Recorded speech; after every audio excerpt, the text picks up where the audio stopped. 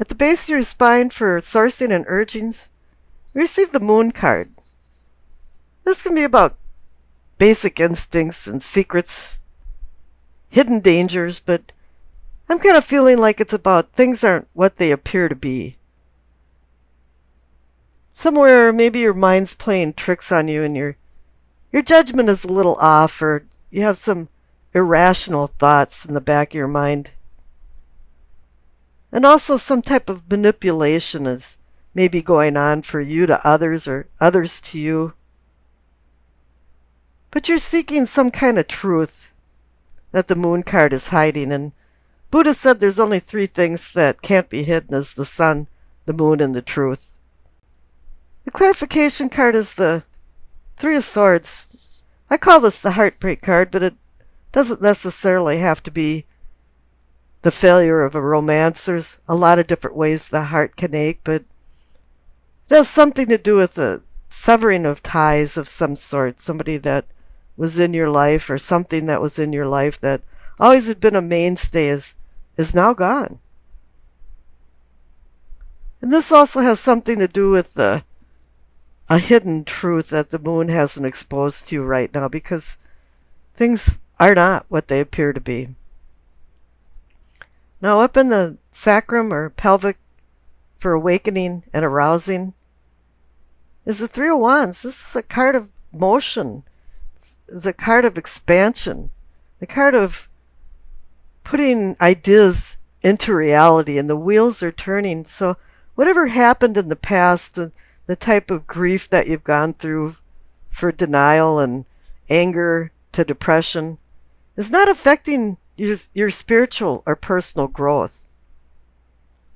And you are succeeding, because the clarification card is the Four of Wands. It's typically a like-minded group that did something together and accomplished and succeeded, but this could also just be your support group of people that helped you in an endeavor. And now it's time to celebrate success. Up in the solar plexus for sensing and feeling, receive the Justice card. Yeah, this can be about legal matters and presiding over legal things, but I'm having the feeling that something's been out of balance and now it's going back into balance. And there's going to be some accountability for people's behavior. And the clarification card is the Lover's card. And might sound funny, but the key to the Lover's card is making good decisions and not getting caught in traps of vices versus virtue. And somewhere in the middle of this Lover's card has changed things, that perhaps it's bouncing off the Heartbreak card, but now you're seeing things in a different light. Now, in the heart of the matter is a new beginning. It's the Ace of Swords, but the Ace of Swords can be quite fickle in many different ways because it has a sharp edge to it. And I'm kind of sensing that there might be a little bit of revenge involved in this, and you don't want to go there. You want to find your higher self. You don't want to do malice instead of kindness. And so for the clarification card here, it wants you to go on a personal self-discovery, because you have the Fool. It's time to go through the gauntlet of things and objectively look at things that you've been subjectively looking at. And that might have to do with things aren't what they appear to be with the Moon card. Down in the throat for communicating and teaching, you see the Five of Wands. It's the card of conflict. There might be even conflict within yourself. And there's some kind of inner struggles going on, that you're seeking peace within yourself and the outer world. And there's another 5 card, the clarification card, the Hierophant. The Hierophant's about right and wrong and good and bad. But here it's about seeking a truth, and I think this is connected to the Moon card. Because when you see the presence of the Hierophant, it usually is that somebody is seeking some kind of truth. And in the third eye, for visioning and seeing, receive the Seven of Pentacles. I call this the almost a harvest card. You're making it. You're making a lot of progress, but you still can't drop the ball right now because if something happens, you might not receive the abundance. And the clarification card is the Three of Wands. You've received that twice now. So it's saying, yeah, you're moving forward, you're expanding, and you're accomplishing. You just have to watch your step right now. Here in the Crown, for knowing and understanding, receive the Wheel of Fortune. This is excellent. You know, the fates of fortune on your side. You know, life is on the upswing. You might have had some heartbreak or some type of severed ties, but you're now recovering from that because the clarification card is the Six of Wands. You know, you've accomplished. Your prowess has been recognized and you're being received and honored. Now here in the past, you received the High Priestess. And I think this has a lot to do with the Moon card, is that there is some type of intuition that's been telling you that you have to start listening to the cosmos, higher messages. Because that's what the High Priestess is about, is she's the interim between the cosmos and Earth. She's the translator. And when you see the Moon card and the High Priestess together, it's really time for you to start recognizing your dreams and trying to interpret them. I would suggest even writing down a dream right after you wake up to make sure you remember the details of it, because there is some kind of messages coming through to you. Now in the future, receive the Two of Swords. Two to me means decisions. And now you have some decisions to make.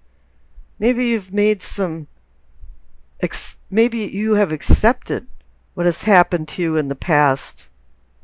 And it appears that the conflicts are over and that you're making progress and you're moving forward and you're succeeding.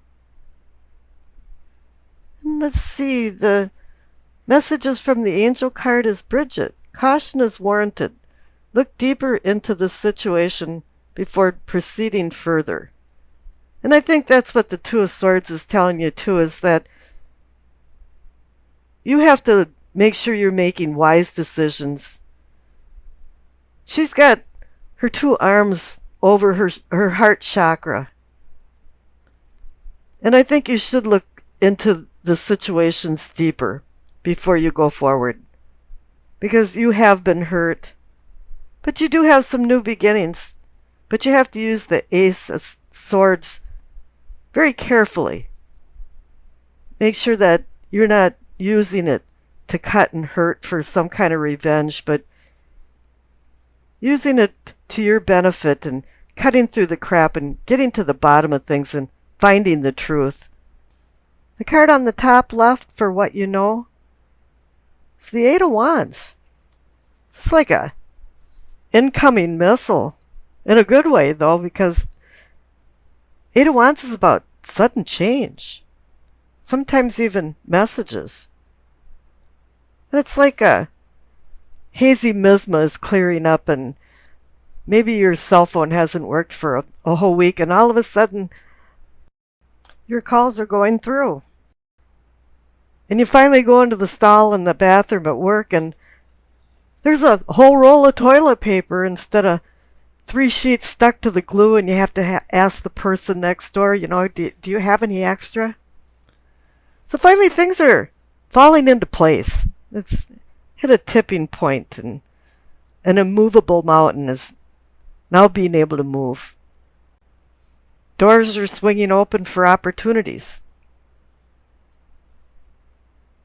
This card can also indicate travel, but I'm not really feeling that. Maybe it's a mind journey. And you're working some things out in your mind or something, but it seems like mysteries are no longer confusing to you anymore. It's all falling into place. Even though this card is about sudden change, I'd recommend not to rush into anything. Take some time and think it over. Now, you can't get a better clarification card. It's the Nine of Cups. Luck is on your side. It's like a wild card, and a lot of times it's just a one-time wish. And maybe you've had it for a really long time. All of a sudden, the Eight of Wands is sailing in, and here it's conjoined with the wish card.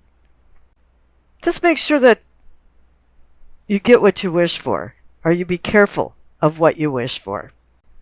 This is such a good reading. The center card is the Star. It's a beacon bringing you safely into a harbor. It's a connection to the cosmos. It's oversight from maybe a guardian angel or some type of guardian, a deceased person. But also, again, just like the Eight of Wands, it's like the fog is dissipating and all of a sudden you see things a lot more clearly. I always like the analogy about Dante. He used the star to find his way out of the inferno of what he considered hell. And here too, it's also about hope and healing. But it's only a promise. Yet it hasn't come to fruition. It hasn't started yet. But the wheels are starting to turn, and boy, with the Eight of Wands there's a lot of action and motion going on. Now the clarification card is the Three of Pentacles. I call this the Architect card, or the card about architecture. It's about building, and a lot of times it's about building with other people, craftsmen and masons and different things. But I'm kind of feeling like you just want to build. You want to build your life. You feel like everything is falling into place so quickly that there's no reason not to expand. And this is reinforced by the card up on the top right for self and self-awareness. It's the Two of Wands.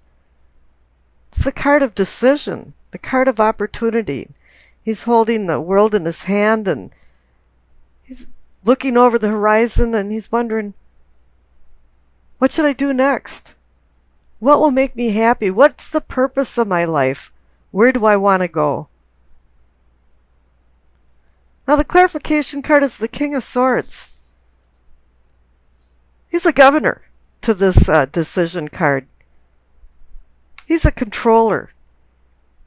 He wants you to control yourself and control your decisions and make fair and just decisions and make good decisions. Now the future card's kind of a bloop in the graph a little bit, but it's a pleasant one. It's the Ace of Cups.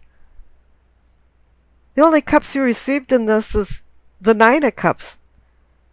And here it's saying you've got a new lease on love and emotions. It's not necessarily a love affair. I mean, this could be between even family and friends, but it's about deepening your emotions and a spiritual awakening. Using these emotions to your benefit. The King of Swords next door, he doesn't use emotions when making decisions. He uses pure logic. But then again, we live in an imperfect world, and we all need love. We all need to listen to our hearts and follow our hearts at times, and perhaps that's what it's saying to you.